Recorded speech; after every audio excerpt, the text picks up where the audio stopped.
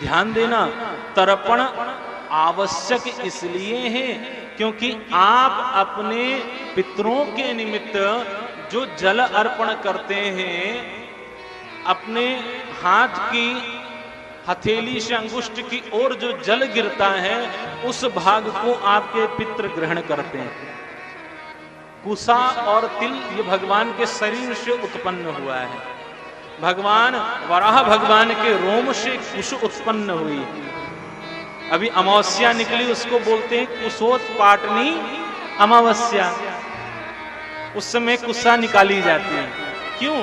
क्योंकि पितृपक्ष आ रहा है। पितृपक्ष में उसी का प्रयोग होता है। और तिल का प्रयोग जब देवताओं का तर्पण किया जाता है तो चावल का प्रयोग, ऋषि तर्पण किया जाता है तो जव का प्रयोग, और जब पितरों का तर्पण होता है, यम तर्पण होता है, तो तिल का, काले तिल का प्रयोग किया जाता है। तर्पण की विधि क्या होती है, किस प्रकार हमें तर्पण करना चाहिए? देखिए, सबसे पहले आसन पर बैठ करके, पूर्वाभिमुख होकर के, पूरब की ओर मुख करके, कुसा पवित्री इत्यादि लेकर के एक जल का पात्र लीजिए, थोड़ा उसमें दुग्ध डालिए और गाय का दूध, गाय का घी, ध्यान रखिएगा, गाय का दूध ही और गाय का घी ही प्रयोग करना चाहिए, नहीं तो पितृदेव ग्रहण नहीं करते। गरुड़ पुराण में लिखा है। श्राद्ध में गौ घृत और गौ दुग्ध का ही प्रयोग हमें करना चाहिए। उसके बाद आपको तिल डाल देना चाहिए। लेकिन उसके पूर्व अगर आप देवताओं का अभी तर्पण कर रहे हैं तो हमें कैसे करना है? पूरब की ओर आप मुख करिए। मुख करने के बाद आपको 29 बार 29 टाइम्स देवताओं का तर्पण होता है।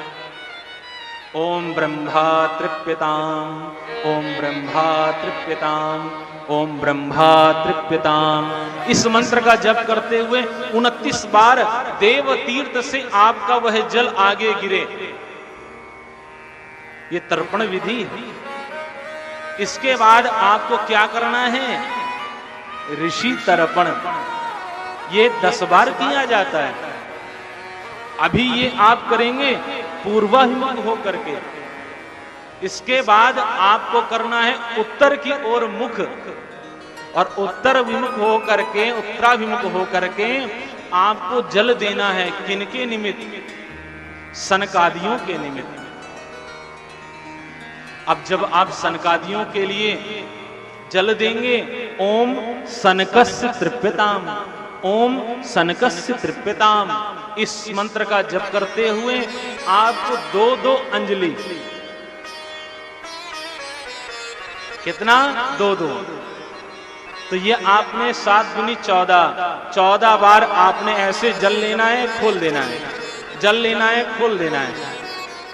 ये ब्रह्म तीर्थ आपका खुलेगा तो वहां से सनकादियों का तर्पण किया जाता है। इसके बाद क्या करना है? आपको दक्षिण की ओर मुख करना है। दक्षिणाभिमुख होकर के पहले चावल के द्वारा, फिर जौ के द्वारा उत्तर अभिमुख होकर के। अब तिल का प्रयोग होगा दक्षिण की ओर। दक्षिण की ओर मुख करिए। पहले यमराज के निमित्त, हाँ, 14 यम बताए गए हैं और 3-3 अंजलि जल 14 यम के लिए दिया जाता है। यानी 42 टाइम्स, 42 बार आपने क्या करना है? ओम यमाय नमः, ओम यमाय नमः, ओम यमाय नमः बोलते हुए आपने तर्पण करना है दक्षिण की ओर मुख करके। उसके बाद आप अपने पितरों का तर्पण करने योग्य होते हैं। तर्पण कैसे करेंगे पितरों का? पहले अपने पिता के लिए 3 बार आपने जल अंगुष्ठ की तरफ ऐसे भरिए और यहां से ओम क्या बोलना है? तस्मै स्वधा नमः, तस्मै स्वधा नमः, तस्मै स्वधा नमः। पिता, फिर पिता के बाद पितामह, फिर प्रपितामह, उसके बाद माता। माता के लिए जब आपने देना है 3-3 अंजलि सबके लिए देना है, तो अब आप माता के लिए जब देंगे तो यहां पर तस्मै का प्रयोग नहीं होगा, तस्मै प्रयोग होगा। तस्मै स्वधा नमः, तस्मै स्वधा नमः, तस्मै स्वधा नमः। आप माँ का, दादी का, परदादी का इस प्रकार तर्पण देंगे। उसके बाद नाना, परनाना, वृद्ध परनाना, नानी, परनानी, वृद्ध परनानी, इस प्रकार जल देने के बाद ध्यान दीजिए, ये जो क्रिया है बहुत सूक्ष्म क्रिया, जो नित्य घर में व्यक्ति को करनी चाहिए।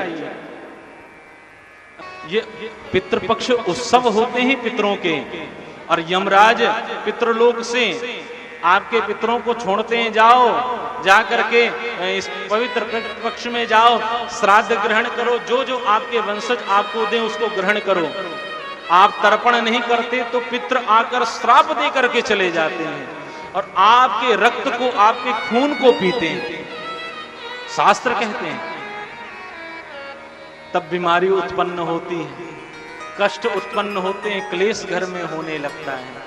अगर आप इस तरह तर्पण करेंगे तो आपके कष्ट दूर होंगे। वस्त्र निष्पीडन करना चाहिए और अंत में सूर्य अर्घ दे करके तर्पण की विधि संपूर्ण होती है।